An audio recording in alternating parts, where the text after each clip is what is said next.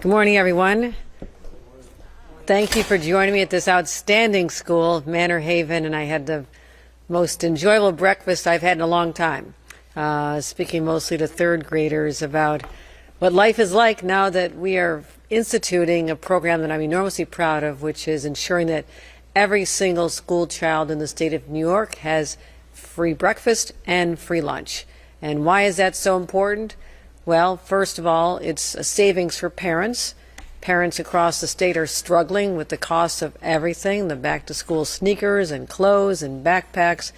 And one more cost for parents is either to have to pay every day for their children's lunch or to have to make lunches, which I never enjoyed doing either. So it saves about $1,600 per year per child. So a family of two, I met this lovely little boy and little girl that were twins, and that's $3,200 of savings right there between those two children in one family. So it's a savings for parents as we're fighting our issues on affordability, putting more money back in parents' pockets.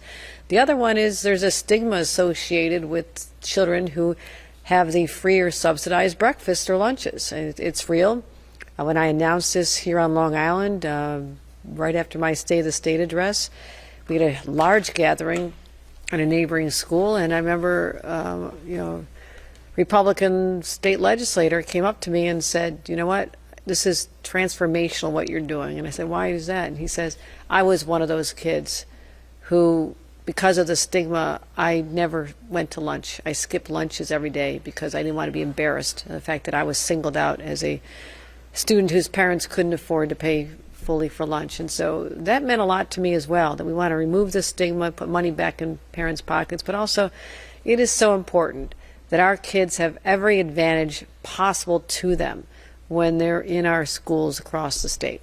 Why is that? I want to make sure that no child is hungry, that they're 100% focused on learning and the teacher's message to them and the curriculum and making friends with students. So it's all about making everyone's family my fight, and it's making sure that no child goes hungry in school, that their attention span is vast because they're not thinking about their stomachs hungry in the next meal. But also we've talked about this over the last year and a half about removing cell phones from schools. And I could not be more excited about the returns that are coming in already. The transition, of course, we knew it was going to be tough. It takes some time, but right now New York is the largest state in the nation that has a full bell-to-bell K through 12 strategy to make sure that our schools are distraction-free. I was in a school in Brooklyn yesterday and handed out what they use as yonder pouches, showing the students how to use them. And you know, the kids who had been in a class environment before the previous year who had already surrendered cell phones, they're telling me that the schools are noisy, that kids are talking to each other, they're making friends in person, they're studying harder, they're learning more.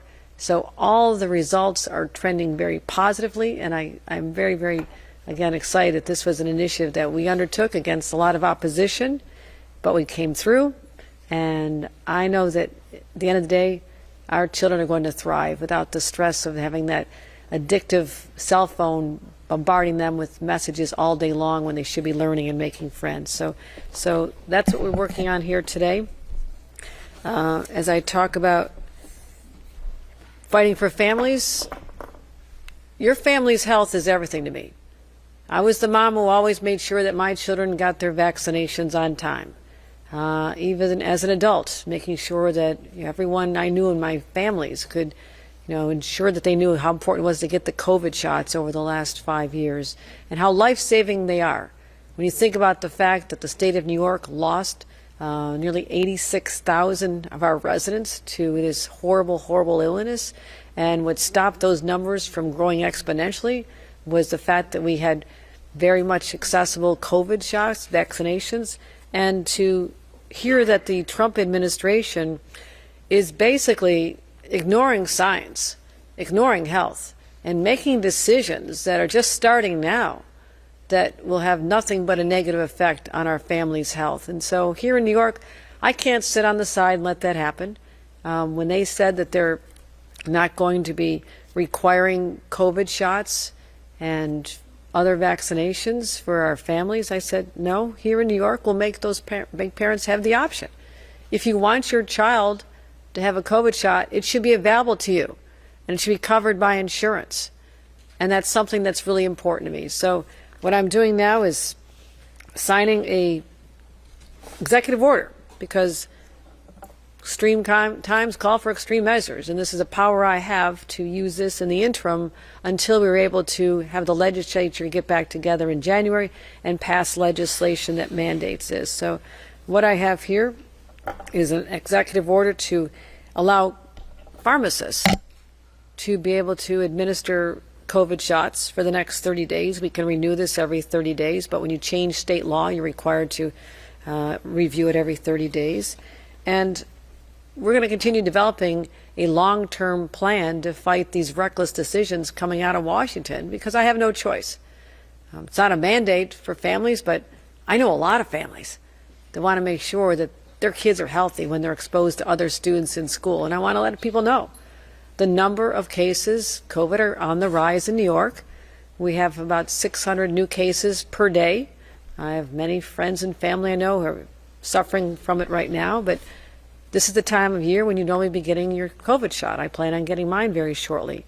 But to have the federal government say that only people over the age of 65, and they don't even recommend it for expectant mothers anymore, and not cover children and family members, I don't understand that. I don't understand why you won't let families have the choice to protect their children's health. That's what this is about. And so I'm prepared to sign this now. Let everyone know how seriously we are taking this, an executive order declaring a disaster in the state of New York due to federal actions related to vaccine access. And this explains the laws that we need to modify for now. And I'm looking forward to signing this as we stand here, because I want to get this on the books and make sure that the status quo as it existed before the federal government decided to ignore the health needs of our families before they took these steps, that the status quo remains in the state of New York. So you can go into a pharmacy, not have to worry about going to a doctor's office and getting a prescription, which is another step that I think a lot of people just don't have time in their busy lives to handle. They can go into a pharmacy as they're accustomed to doing, and the pharmacist will now, as a result of this signing, be authorized to administer COVID shots to those who choose to have them.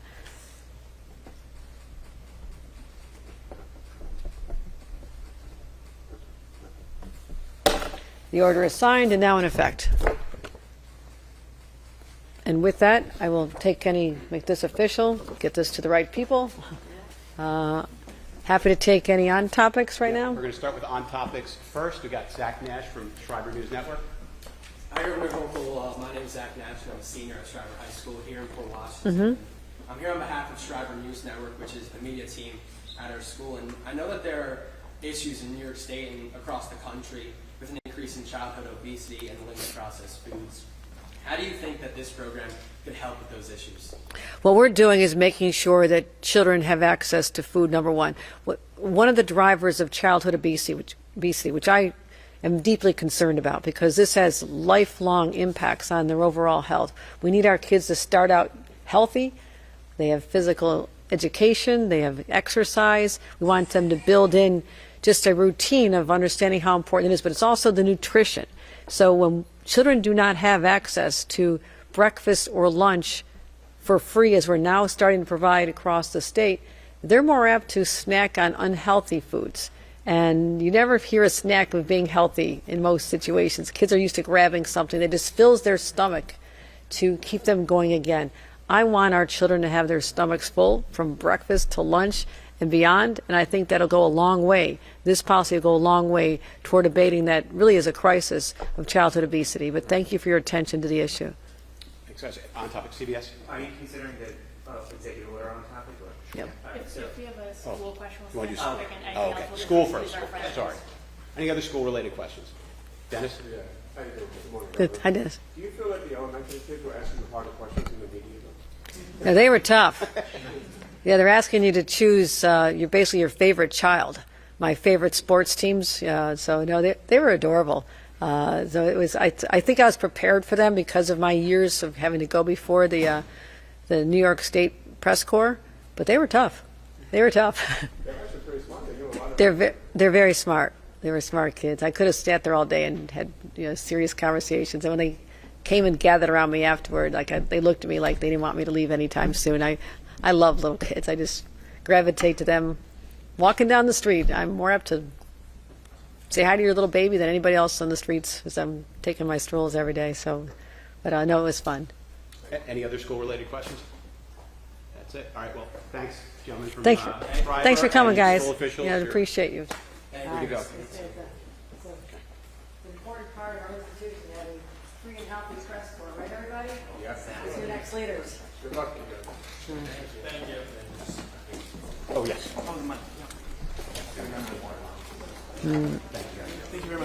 Thanks, guys. You can go. You want to go this way?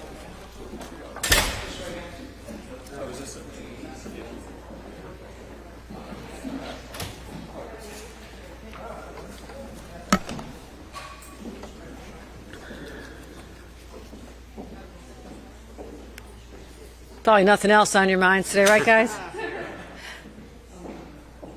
It's always good to be out here.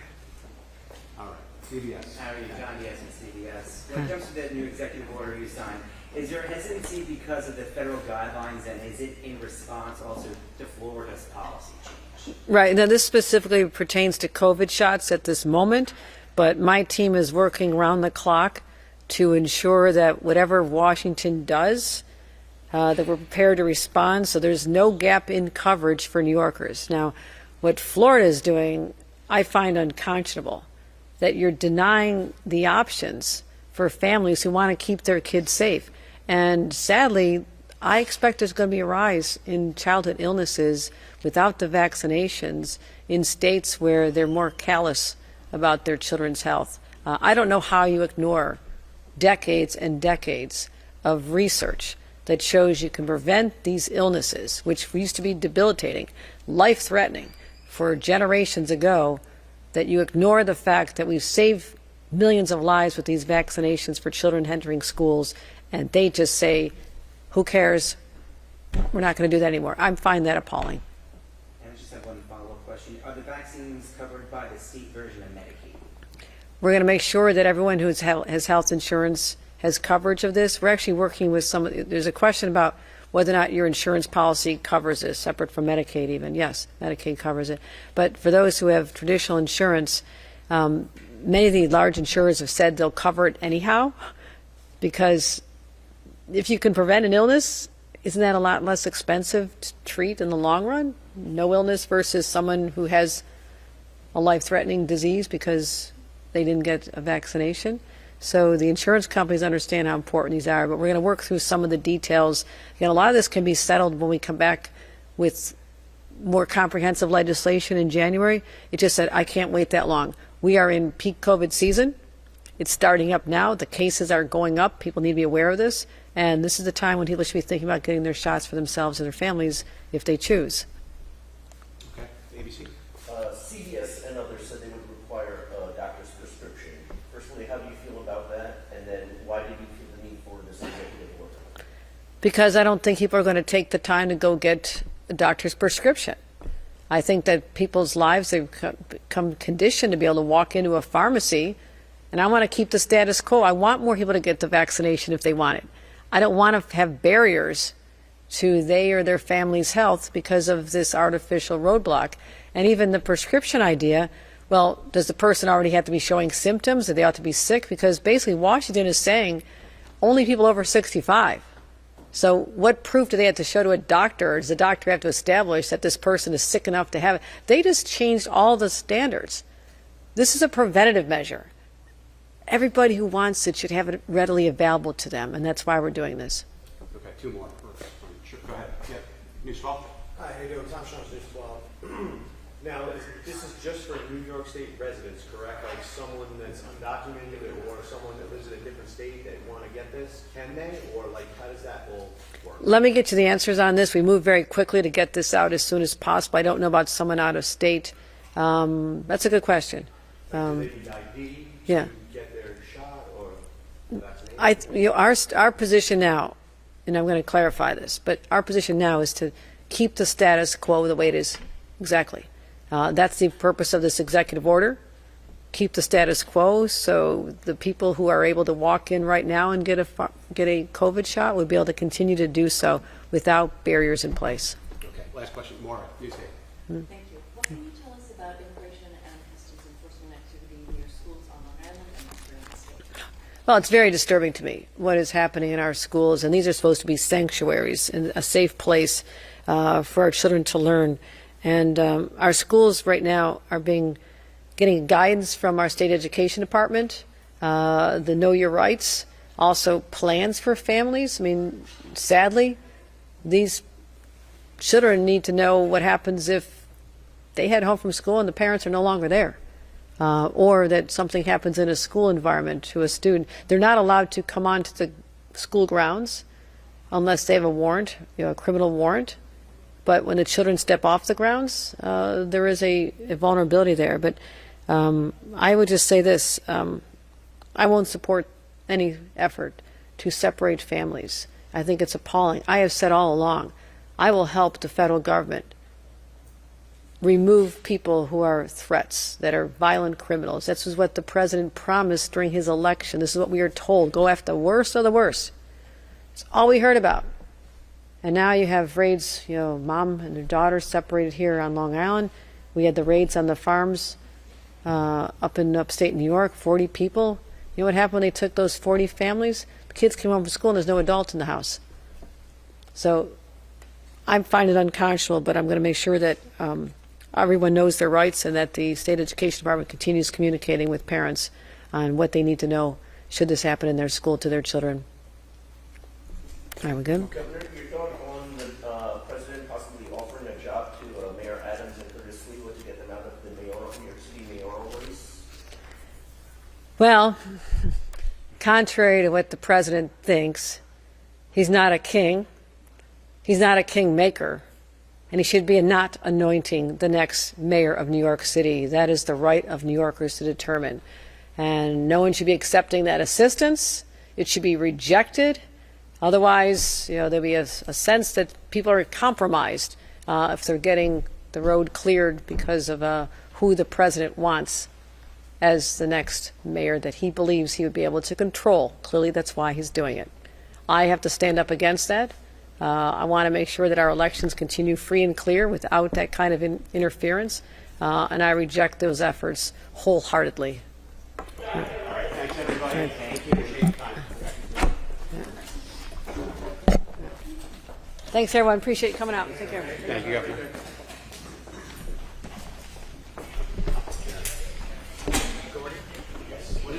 I gave it to them. There, it's Oh, this. It's the just metal. the magnet itself. It's the magnet.